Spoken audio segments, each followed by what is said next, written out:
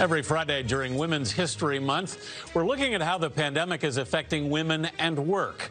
This week, we're focusing on the more than 67 million women who are currently employed in the U.S. According to LinkedIn, 70% of working women feel they need to lower their career expectations and rethink the progress they once thought possible. Karisma J has fought hard just to keep her Brooklyn, New York dance studio open in the pandemic. She pivoted to online classes and cut her staff's pay. 5, 6, 7, 8. When I wanted to open this establishment, I wanted it to be a safe space where we could help people access their biggest dreams.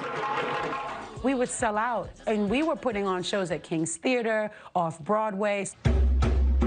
When the coronavirus shut down New York City last March, Karisma J's dance studio lost more than half its business. You know, step, pivot, we've always known that name of that step. This pandemic has made me pivot in ways that no jazz dance class could teach. So she turned to teaching classes on Zoom. Good morning. We managed to flip on a dime and go virtual as an institution when so many other dance studios were not. While the studio was empty for 3 months, rent was still due, so Jay had to make a difficult decision. I had to ask our teachers if they would be okay with taking a pay cut. And it was significant, by at least 15–20%.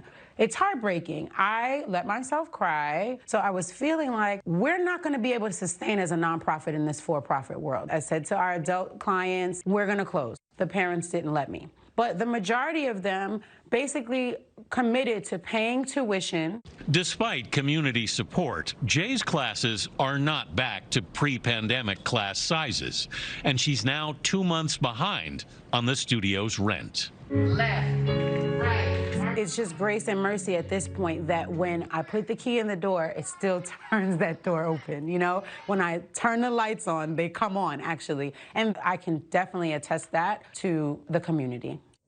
Yeah, so many people surviving on grace and mercy right now. First on CBS this morning, LinkedIn is revealing new data about how the pandemic is affecting women in the workforce as part of their Conversations for Change series. Caroline Fairchild is editor-at-large of LinkedIn's global news team. She joins us. Caroline, welcome. Thanks for being here. Good morning.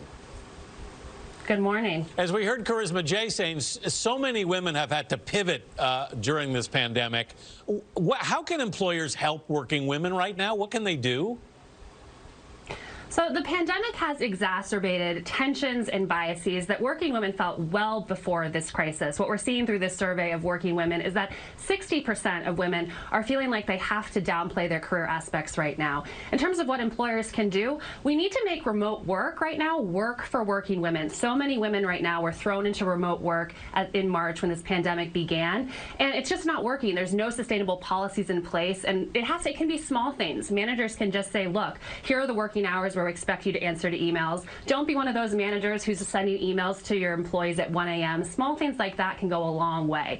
And I think what we have to stress here, Anthony, is that this isn't about fixing women. It's about fixing companies, fixing workplaces that don't work for women. 1/3 of women apparently say they are not feeling supported by their companies at this point. What kinds of conversations should be happening?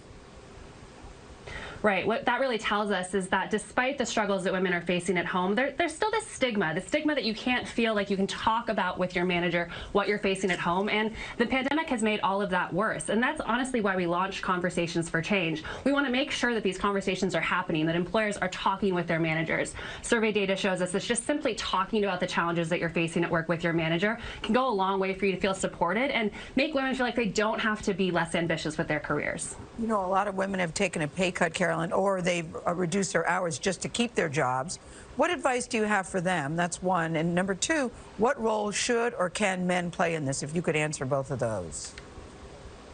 Absolutely, Gail. I'm glad you brought that up. So many women had to take a pay cut because of this pandemic, and we know prior to the pandemic, women were less likely than their male counterparts to ask for a raise. I think we're at a point in the economic recovery where it won't seem tone deaf if your employer is doing well to start to ask for a raise. So come to your employer with a case for how you've added extra responsibilities during this pandemic, a case for how you're exceeding expectations in your role. And in terms of men, they have to get a seat at the table, Gail. It can't just be you and me having these conversations. Anthony needs to be in these conversations. Everyone needs to have conversations together so that we ensure that everyone feels like they're being supported at work. Just men simply talking about the fact that they have challenges at home as well is a boon for working women. All right, Caroline Fairchild. Yeah, very good points. Thank you so much for being with us this morning. Around 275,000 women left the workforce in January, compared to 71,000 men. Next week, we'll focus on women who felt they've been forced to leave their jobs during the pandemic. Ahead, we'll talk to first-time Grammy host Trevor Noah.